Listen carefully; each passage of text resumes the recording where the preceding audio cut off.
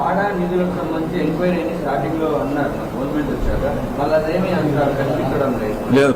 పాడా మీద కూడా అంతా కూడా ఆల్రెడీ విజిలెన్స్ కు ప్రపోజల్స్ పోయినాయి, ఆల్రెడీ విజిలెన్స్ కూడా వస్తానే.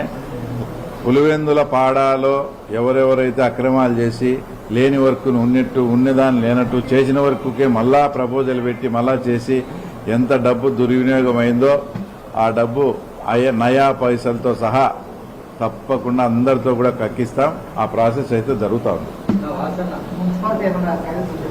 అంటే ఇదంతా చేసేది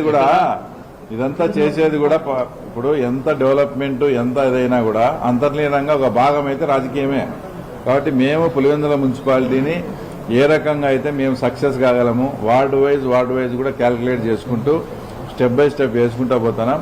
ఇప్పుడు మా ముందు ఈ బై ఎలక్షన్ వచ్చాదా రాదా అనేది పక్కన పెడితే మా ముందుండే లక్ష్యం అయితే ఇప్పుడు పులివెందుల మున్సిపాలిటీ.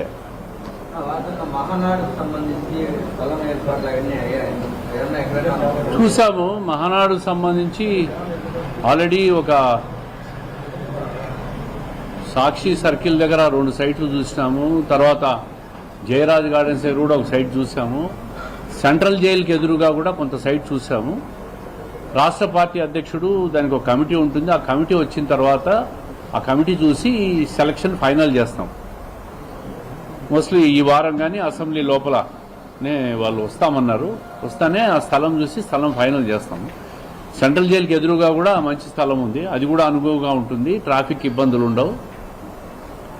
దాన్ని జిల్లా నాయకులు అందరం వాళ్ళు వచ్చిన తర్వాత అందరం పోయేసి ఫైనల్ చేస్తాం.